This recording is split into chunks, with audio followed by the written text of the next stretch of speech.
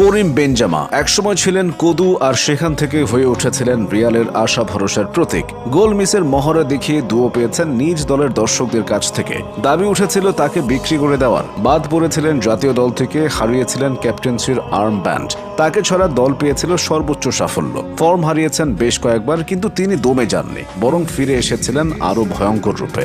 বেনজেমার উত্থান হয় এক সোনালী সময়। ফ্রান্স সে সময় জেতে অনূর্ধ্ব 17 ইউরো। এই দলের 3 অপরিহার্য সদস্য ছিলেন সামির নাসরি, হাতেম বেন আরফা এবং করিম বেনজেমা। ফরাসি ফুটবলের পরবর্তী কাণ্ডারি হিসেবে বিবেচনা করা হচ্ছিল তাদেরকেই। এরপর মাত্র 22 বছর বয়সে তার ডাক আসে গত শতাব্দীর সেরা দল রিয়াল মাদ্রিদ থেকে। ফ্লোরেন্তিনো পেরেজ তখন মাদ্রিদে আরেক গ্যালাকটিকো তৈরির পরিকল্পনায় ব্যস্ত। এই পরিকল্পনার অংশ হিসেবে ম্যানচেস্টার ইউনাইটেড থেকে রেকর্ড দামে কিনে এনেছিলেন ক্রিস্টিয়ানো রোনালদোকে। 2013-14 সিজনে চ্যাম্পিয়ন্স লিগ জিতে নিজেদের লা ডেসিমা পূর্ণ করে রিয়াল মাদ্রিদ। অন্যদের পারফরমেন্সের আড়ালে চলে যান করিম বেনজেমা। ততদিনে মাদ্রিদে